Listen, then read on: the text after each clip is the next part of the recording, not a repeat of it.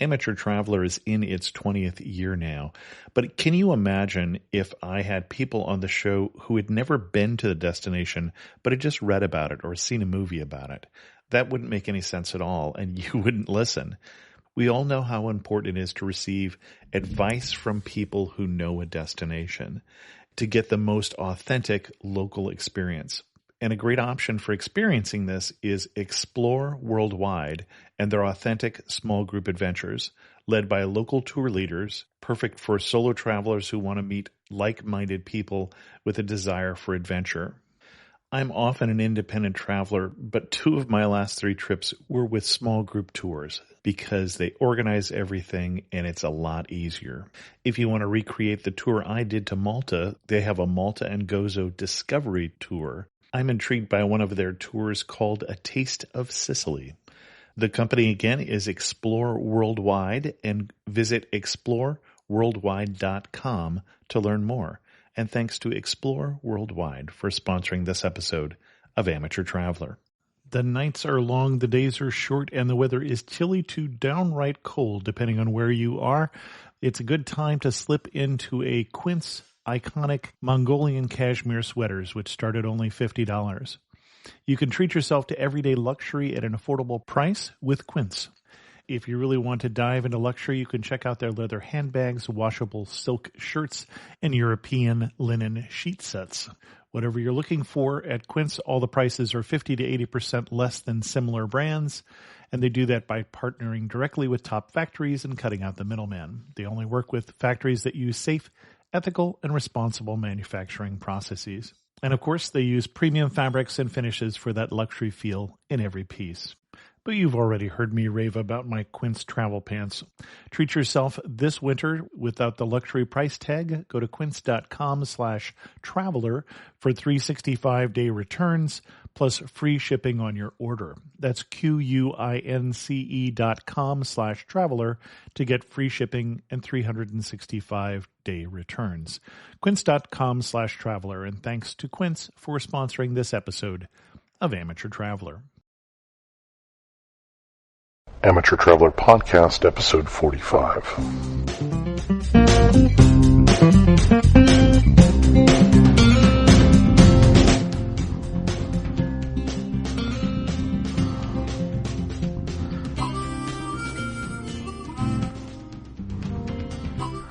Welcome to the Amateur Traveler Podcast. I'm your host, Chris Christensen. Today on the show, we're going to talk about digital photography and travel photography in general with Chris Marquardt from the popular podcast Tips from the Top Floor. This episode is brought to you by HotelBook.com, the official site of independent hotels worldwide. HotelBook.com. Stay your way, stay independent.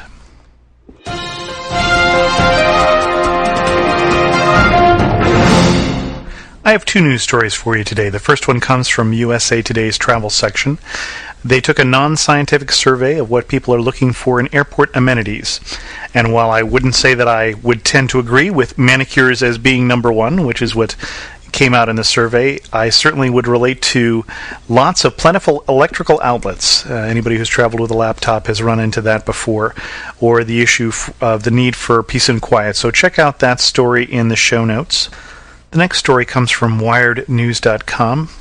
The airlines are spending a lot of money to try and figure out faster ways to board planes. The faster you can get passengers on or off a plane, potentially the more number of flights a single plane can do in a single day. And that's very important to the cash-strapped airlines. So if the next time you board a plane, you're asked to board in an inverted pyramid, that is, the back and the windows before the front and the aisles, or you're asked to board 5 seats in the back and then 5 in the front and then 5 more towards the back and then 5 in the front, it's because scientists have been trying to study exactly what is the fastest configuration. Episode 13 was called Travel Photography 101, which was my take on travel photography. I wanted to get back to it because I know quite a few of you are photographers, so this time I've invited on a host of Tips from the Top Floor, Chris Marquardt, which is a travel photography, or rather a photography podcast that I listen to. So here's the interview I have with Chris. I'd like to introduce on the show Chris Marquardt, who is a podcaster also from Tips from the Top Floor. And his is a podcast that I listen to every week, a couple times a week usually. And Chris does a podcast on digital photography. So I've asked him to come on and talk about travel photography and digital travel photography in particular. So, Chris, welcome to the show. Hey, Chris. How are you doing? Thanks for having me. Well, thanks for coming on here. It's fun talking to podcasters who I've listened to for some time. It seems very familiar because the voice is so familiar. So clearly, you have a lot of different tips that we could offer people in terms of photography because you do a whole show on it and have done over 100 episodes now. And so, if we had to boil it down to, if you had your top 5 tips for better travel photography, what would you recommend to people? Well, in general, I think all the tips for regular photography also apply when you travel. And there's just some really basic things. Let's look at things like image composition. If you take a picture of something, and I think in travel photography, landscape photography is pretty common, try to take things off-center, like the horizon, for example. If you move that a bit further up or down in the picture and include more of the sky or of the ground, that can make a big difference. Now, are you a subscriber then to the rule of thirds? Not necessarily. I mean, that's kind of okay. The rule of thirds. Just to explain it briefly, basically, you split the image into 3 areas horizontally and into 3 areas vertically, and then where those split lines cross, that's what the rule of thirds says, to put the subject of the image onto one of those intersections. But even though it's called the rule of thirds, for me, it's kind of a last way out. If I really have no good idea about how to compose that picture, I'll sometimes fall back to that rule. But again, the name rule just is misleading. It's not a rule. It's maybe a guideline that can help you if you start doing composition, and sometimes it works really well.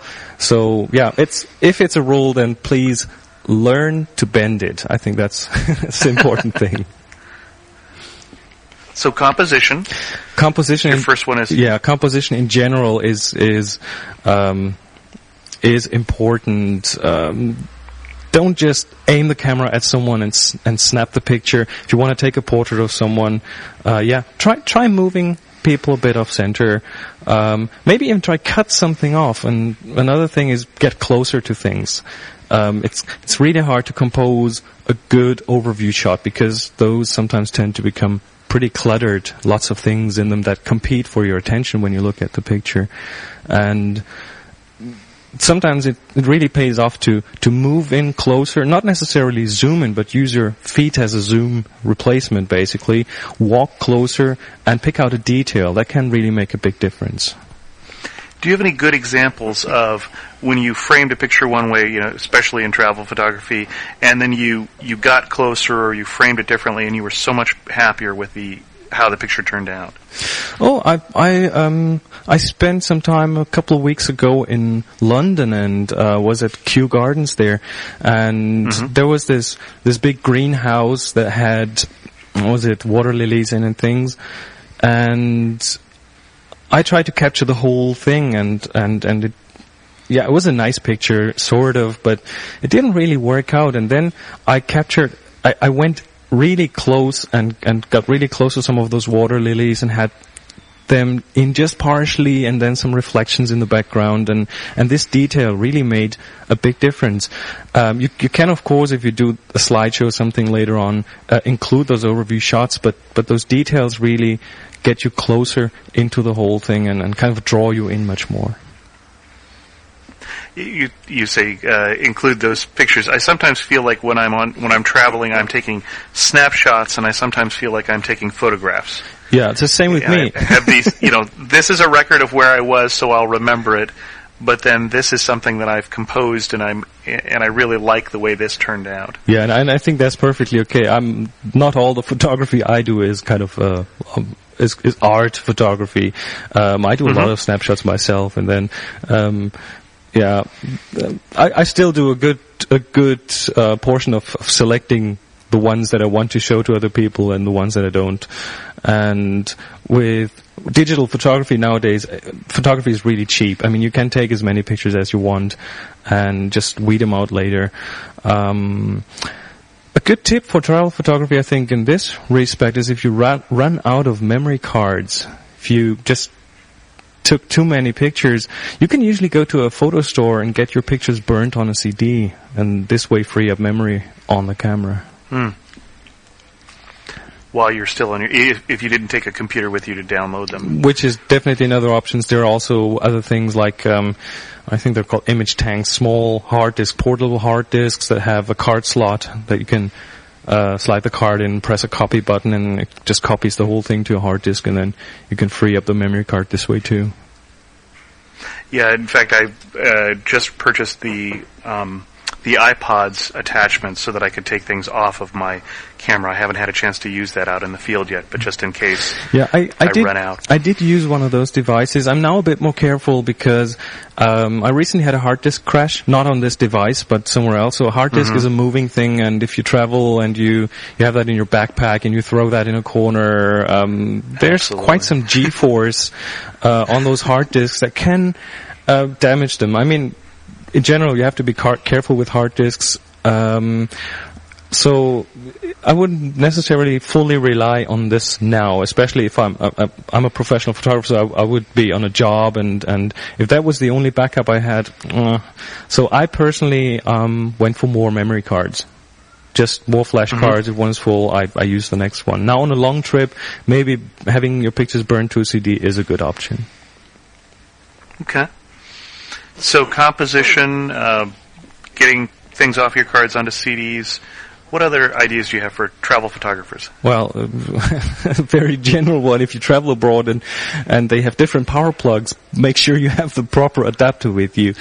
Happened to me once, and it was a bit of a pain to find the right adapter. And running out of battery is not a nice thing if you're on a trip. That I usually find that to be more of a problem than running out of card space. Right. Power, yeah. It really depends on what kind of camera you have. I use a digital SLR, which is pretty good when it comes to power consumption. I can go 400, 500, 600 pictures without a flash on one battery, but still, it's better be on the safe side and have a charger with you and the proper power plug. Other thing, generally about one type of picture that usually happens a lot on trips is that you take a picture of a person in front of a landmark. Sure. And what I've often seen, and what I don't really personally like, is if you have this, let's say the Eiffel Tower. You have the Eiffel Tower, and then this tiny little speck standing in front of it, and saying that's Julia. But of course, you can't really see that person if it's printed on a small size or on a smaller screen. And so, if you take a picture of a person in front of a landmark, get them closer to the camera. Just have them come closer so that they, are kind of bigger in relation to the actual landmark. That really helps a lot. Now, at that point, that's something that if you're using a point and shoot, or if you're not comfortable with depth of field, you're going to have a little more trouble potentially getting the landmark in also, though. Well, with the point and shoot, you won't have that much of a problem. The big difference between point and shoot and a digital SLR is the depth of field. So with a point and shoot, there's usually more of your picture in focus than with a digital SLR. The SLRs just have a more shallow depth of field, depending on the lens and focal length and lots of things to it. But in general, you can really say point and shoot, everything is in focus, starting from, let's say, 3-4 feet away, as opposed to a digital SLR where you have to do a much better job in focusing and selecting which part of the image you want to have in focus. So having a person close to you and the Eiffel Tower in the background might be a bit tougher there, but depending on the light conditions, you can get that pretty well. And I should pause for the listeners who are taking pictures but don't feel like they're comfortable photography. Depth of field is just how much of the background is in focus, and if you want a lot of detailed explanation on that, I would recommend Chris's podcast because he'll go into details on those sorts of terms. Yeah, I tend to get definitely something Sorry. So go ahead. I just want to say I tend to get quite technical about things sometimes. I just sometimes have to tone that down a bit. I think you do a nice balance there. Hopefully. But there are times that it's helpful to know how to either get rid of the background because you're trying to, if there's too much noise, or include the background because you are trying to get that landmark, for instance, in there. Any other general tips? A very general one, again, is change your perspective. Most of the shots I see, or many travel shots I see, are taken just from eye height. The photographer is standing, taking picture from their eye height, and that usually results in, pictures the way that we see, we see them all the time from eye height. It's nothing unusual, so it doesn't really make the image look interesting. So if you, for example, kneel down to take a picture, sit on the ground, sometimes even lie flat on your belly, or climb up onto something, just change the perspective. Just imagine that shot again of the Eiffel Tower with someone in front. If you do that from slightly below, you can have this nice little effect that you have the person and the Eiffel Tower being the same size on the picture, which is really interesting looking then. I sent Chris a list of questions before the show, as I sometimes do to sort of prep people. One of the questions I sent you was the best story about when you were glad you'd packed a camera. Let me see. This one is not necessarily travel related, but one night when I returned home, there was a thunderstorm building up on the horizon, and it turned out to be one of those once in 10 years opportunities. It was really, if you know the weather in Germany, usually a thunderstorm means lots of rain, and then you have to close the windows, and it's hard to take pictures. But that was really absolutely stunning lightning without a single drop of rain. And in addition to being really happy that I had my camera at hand, I was even more happy to have a small MP3 recorder with me that I then used to capture that whole event with. And, of course, that also made it into a show on my podcast then. Right, I remember listening to that. I realized one of your tips that you mentioned in the show that you didn't give for travel photography is alternatives to tripods. Right. Oh, thanks for reminding me. Yeah. I'm not a big fan of tripods. I own a tripod. I use it when I do studio photography and these kind of things. I sometimes have it with me, but usually I don't because it's just too bulky to carry around. And that might be even more true if you travel with a backpack or something. So, what I use is a beanbag. And that's basically, a bag, let's say, what would that be in size? 20 centimeters, 7 inches in diameter, filled with, beans, rice, anything like that. And you can easily make that yourself. Now, the way it works is that, you use it to replace a tripod. You put it onto basically any sort of surface as long as it's not really wet, and sit the camera on top of that beanbag, and that's really going to help stabilize it. It's also very good for self-portraits if you travel alone. Perfect. And it'll give your camera a lot more stability than if you just sit it on a rock or something. Put that beanbag on the rock, put that camera on top of it, or the top of a fence, or any surface basically, and that really, that's not, on the one hand, not as bulky, and on the other hand, I find it very, very flexible. I use it fairly often. Now, if you put it on the top of the fence, you would want to make sure that's not an electric fence, right? Reminds me, that's another thing, a bit travel related again. Be careful if you take a picture where you walk. What was that? I think it was on my show number 40, where I did landscape photography and was rudely interrupted by cows that kept mooing, and I was doing a recording, and it was basically had to switch that whole show over to cow photography, and then I ended up running into the electric fence because I was looking through the viewfinder, was not looking where it was going. I think that's not a bad tip for landscape photography, is be mindful of your surroundings in the real world and what's going on, not just what's going on through your viewfinder. Well, if you are traveling to Ireland and you visit the cliffs of Moher, you should definitely be careful where you walk. So the saddest story of when you wished you'd packed a camera. Well, in general, I'm a bit sad whenever I miss a photo opportunity. Now, I've basically, on the other hand, I've basically given up. Excuse me, basically given up on being sad about missed photo opportunities, because otherwise I'd have to be sad every time I don't have my camera with me.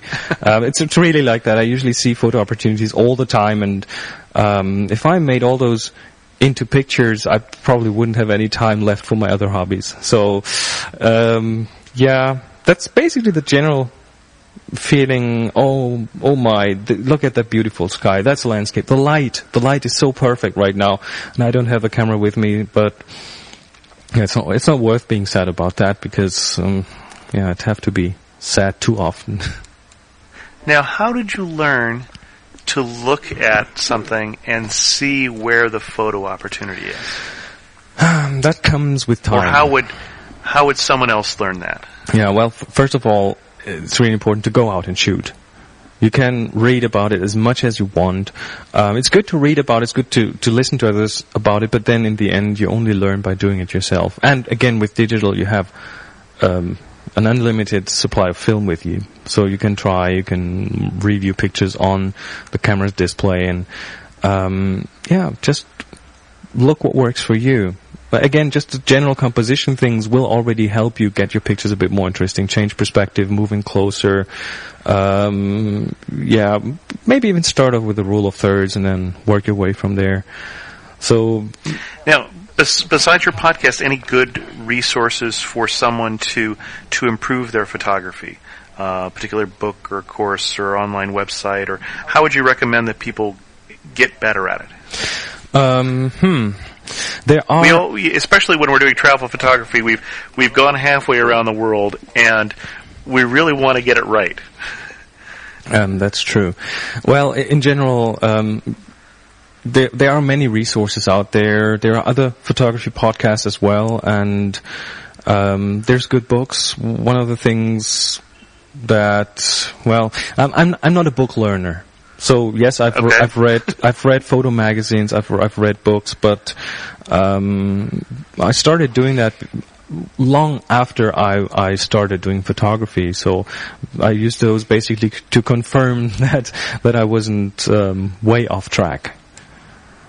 So in general, and by the way, if you go to my podcast website, in addition to the actual podcast, there's also a pretty active forum, and I learned a few things on forums as well. So you can talk to other photographers there, exchange ideas about composition, about post-processing of your images, about even equipment and these kind of things. Even though I'm not a big fan of equipment discussions,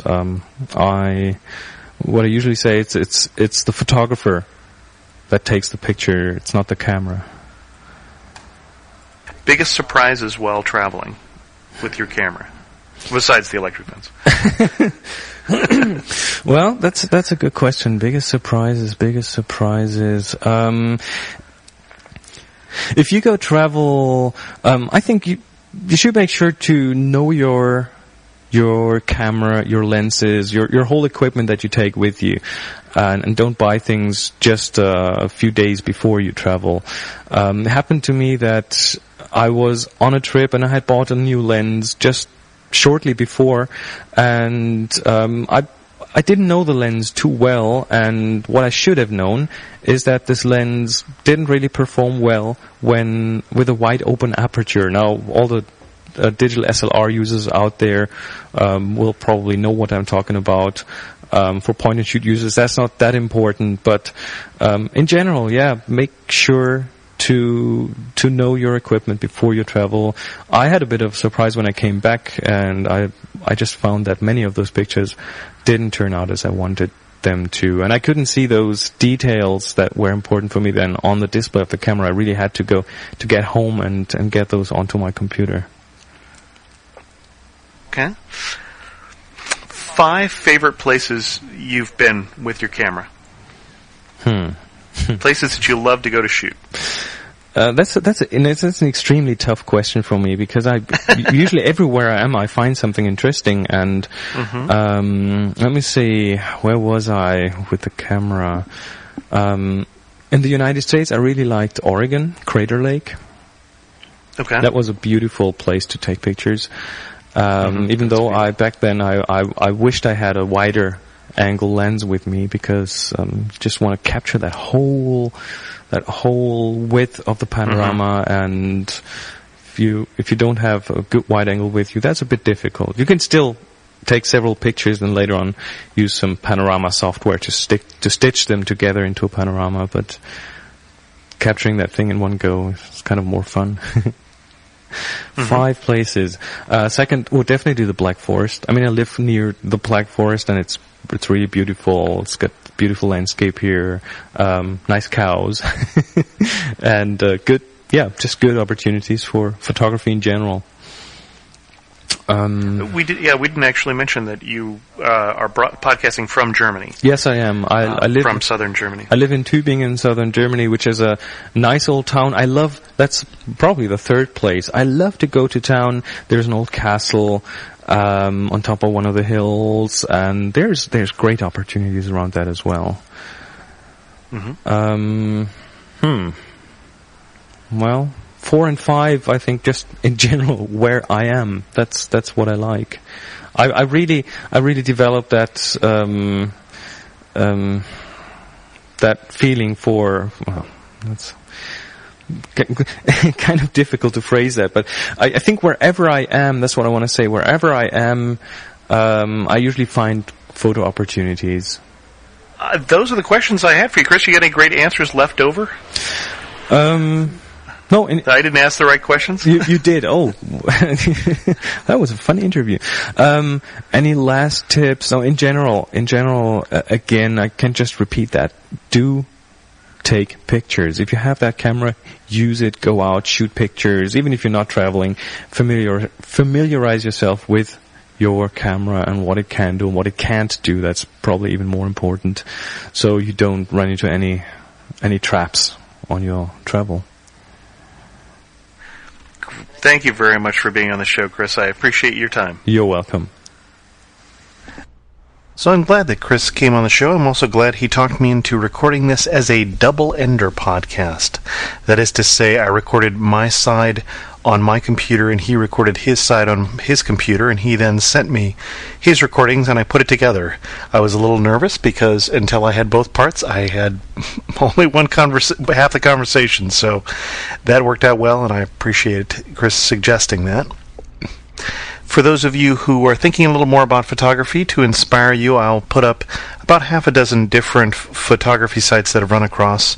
Either I've run across the photographer at street fairs, or I've run into their work on the internet, and they happen to have landscape photography that I particularly enjoyed. So use that for your inspiration. I'll put links to that at amateurtraveler.com. I got an email from a listener, Pat, this week, who pointed out a problem that I had not seen. For those of you who are trying to get the Paris podcast from a few episodes ago, apparently, after the first 600 or so people downloaded it, it disappeared from the website. I think it had to do with some maintenance we were doing at Live World, which is where I host it, which is my daytime employer, and thanks again for providing that bandwidth to my boss, Peter. But I think we were doing some changing of equipment in the process. I lost that one particular episode. So if you had trouble getting the Paris episode, I've put that back up on the site, and go ahead and pick that up if you're interested in hearing that episode. I had some nice comments on the Argentina episode. One letter I got was from Alejandro, who is from Argentina, who enjoyed the episode, but was also asking for a favor. He's looking for more information about Chicago. He's a young doctor who travels around the world for meetings and is going to a meeting in Chicago next month, and also comes there relatively frequently, it sounds like. and he's wanting me to cover it in a future podcast. I'm going to need some help. I have been to Chicago once, so I'm wondering if some of the listeners who know Chicago better might offer me their services. So I'd like to do a series of podcasts on some more domestic locations. We've been getting to some far-flung corners of the world, and I'd like to come back to some U.S. destinations as well before my trip to Africa, which is coming up in July.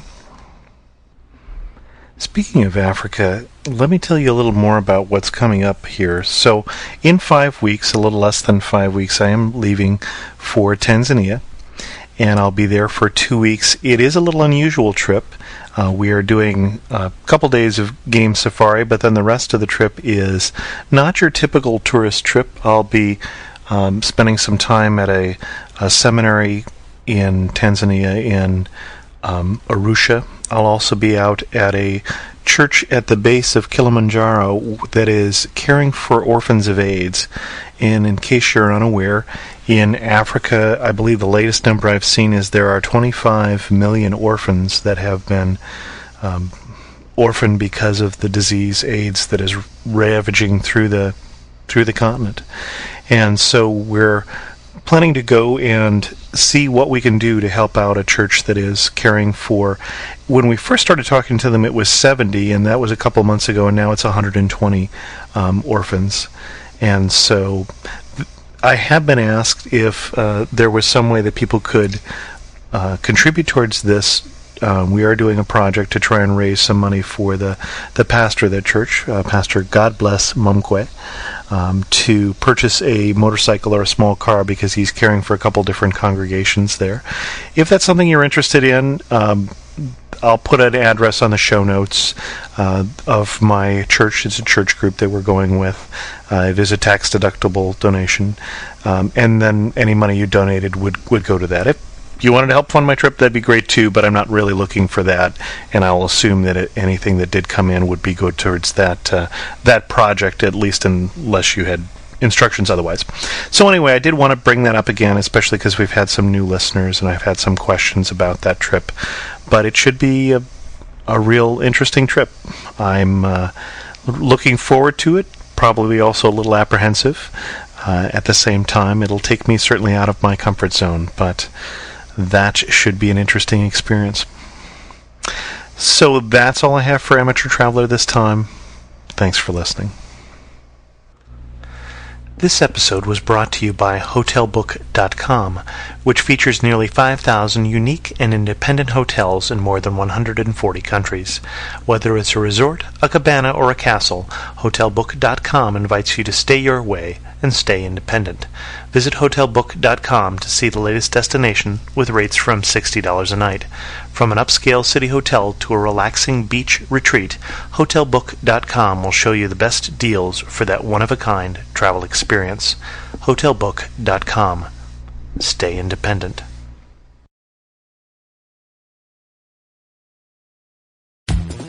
The best and the brightest, served up daily by the sharpest minds in content delivery, Podshow and Limelight.